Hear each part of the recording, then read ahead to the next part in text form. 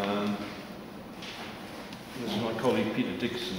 We're part of an outfit called Northern Voices Community Projects, and by its very name we're interested in working with local people, particularly on the theme of heritage. And a while back, North Tyneside Council asked us to get involved in producing a publication about Hartley, which is this. Some of you already have a copy, but there are copies available anyway, certainly at Hartley Memorial Hall, where we go at lunchtime.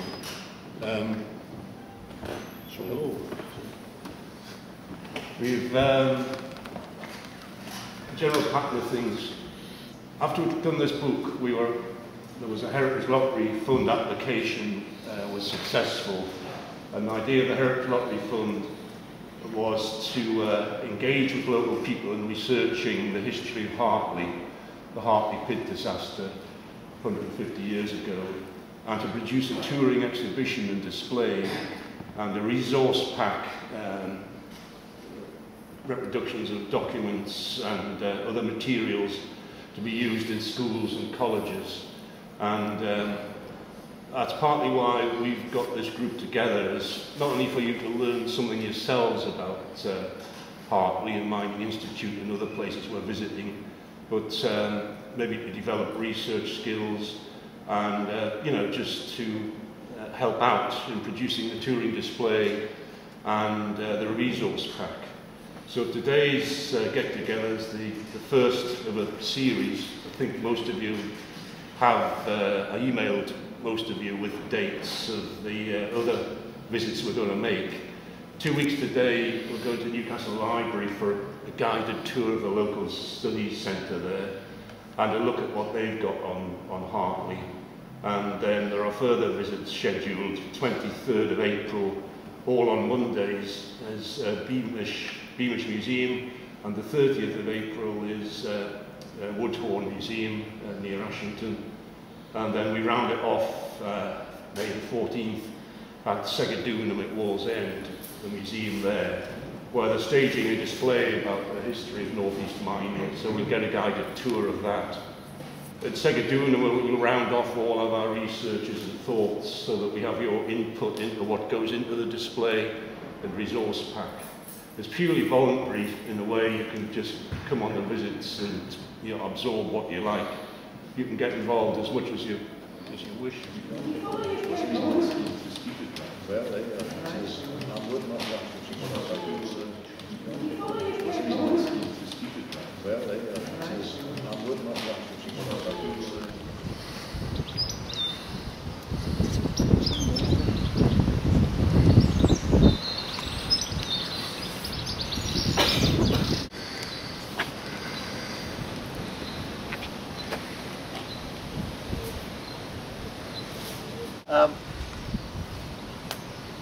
If you've seen I'd looked at some of the engravings we were looking at earlier on at the Mining Institute, you would spot that the actual original churchyard is behind that wall. Behind us there, so the original churchyard was over there. Because of the extent of the funeral, the number of people who were being interred, the Duke of Northumberland gave this entire field for the Hartley, for the people who died in the Hartley disaster. So they were all buried in this area here. Now I'm not sure exactly what's happened since. My suspicion is that they've simply maintained the yard and they've buried people on top of them, if you see what I mean. You'll have to have a look around at the headstones. You might find that some of them do have headstones, but most of them probably wouldn't have done because they were relatively poor people.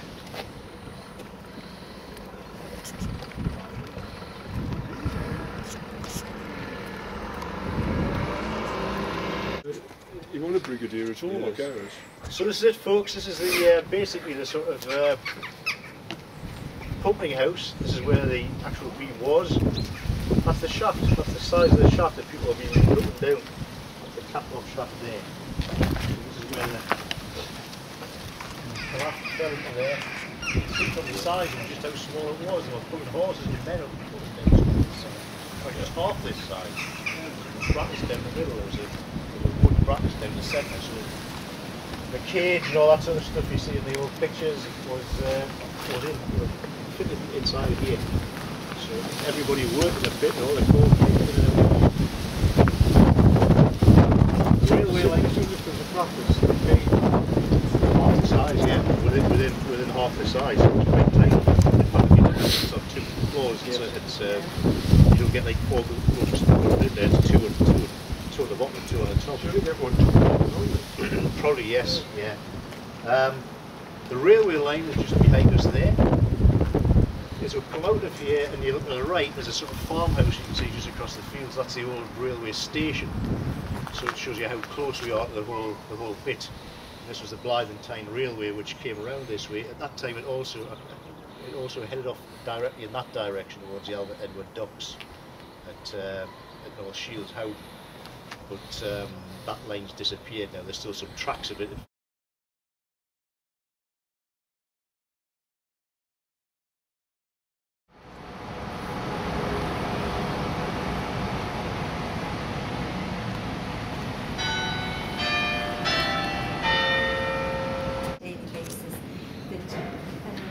Rather than having to have them through the stack and the staff getting out all the time, so people can just come and help themselves to be. They can't take them out of the building. I'm just thinking with North Shields being the main the brief is to do a touring display about the Hartley disaster, accumulate material work on that. And then a resource pack that you use.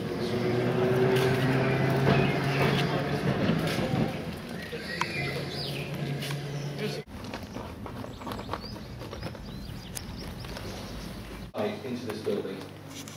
Before we had this, they were spread everywhere, and we're now bringing things back together. We've through in the back, where I'll be taking you through, we've got an extensive library which has about 60,000 volumes. There's, in addition, trade catalogue collection of about 10,000, and periodicals I estimate about that. We don't really know. Because it's such a big tooth. It doesn't look like a pony tooth. Oh, that was 1925, wasn't it?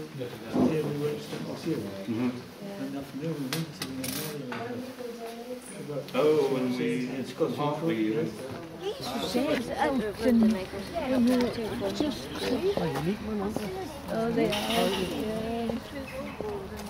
Go back of house to have a look in the archives, where the archives are kept basically of the strongholds. And then I'm going to take you along to Deborah Moffat in the study centre, and hopefully she'll have all the documents and things ready for you to have a look at that you've already requested. Okay? So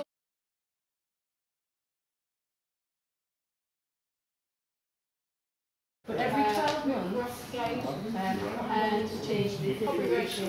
I can't remember all the things in Portugal. There's this question which happened. No filming. No filming, no tape.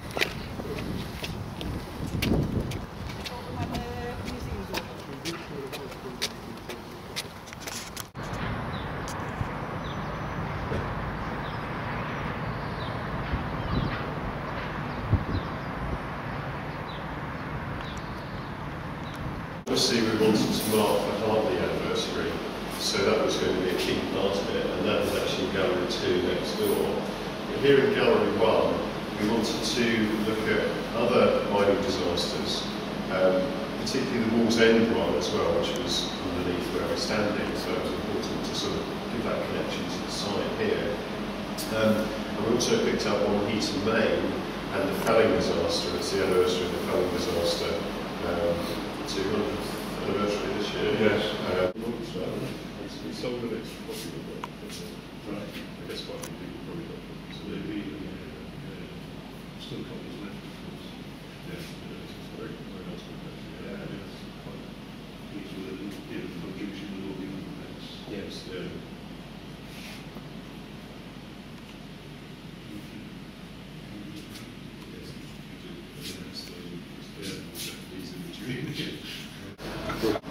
We couldn't put it full size on here without sort of going through this.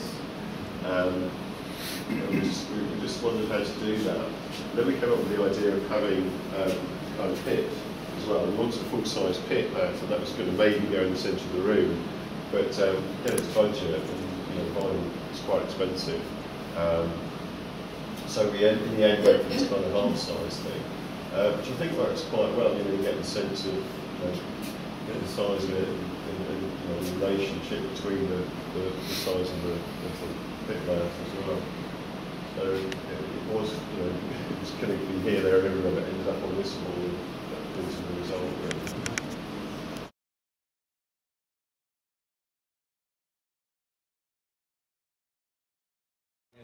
A little discussion. I'm sure Peter here will also say something.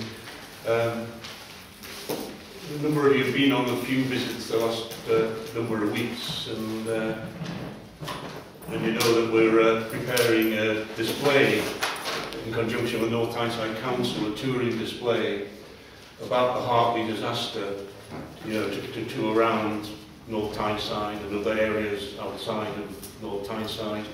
And to go along with that would be a resource pack to go into schools which tell the story of Hartley, but will hopefully also ask the kind of questions that exhibition downstairs asks about the future and about energy and about the politics, about also coal mining in other parts of the world, not just the northeast. It's, coal mining isn't totally a dead duck in other parts of the world, and there's also questions of safety still in mining in places like, as we know, in Chile or China and other areas. The concept really is to use it in schools, colleges, libraries, so people can access as close as possible facsimiles of actual documents that we've been researching in the past few months. And also have behind that some further information in terms of the history, which we can utilise from our text that we've got in the book that we've already done, so that text is available, it can be expanded on because we need a certain level. Are we aiming to emulate that sort of? Something of this sort. I don't seem to be quite a folder like this. I think it's going to be almost more like a pizza box and with a bit more depth to it. Yeah, pizza box. I won't actually say pizza on the front part. It'll be that sort of idea. It'll be some sort of folded box or wallet which can fasten together and be reasonably sort of. And how many copies are we thinking? 50 is the total. We've got a budget for around 50 depending on how many pages we have. Will we put these into schools? That's the idea, yeah. They'll be available at libraries, so they should have a Wallsend Library, North Shields Library, Whitley Day Library, and in a number of schools who've been involved with it. So if anybody has ideas either this morning about what we might put into the resource pack and display, you could let us know this morning, or you could just email us at a later date. So we're aiming to work on this pretty soon, with a view to having it all finished probably by the end of June.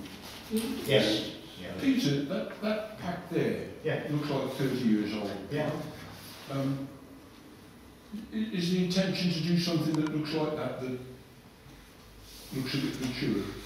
Or are we going to tie it into stuff that's like this, like the school stuff, key stage 2, 3 or what, so that when a teacher gets it, There's a set teacher don't have to think too much about whether she uses it or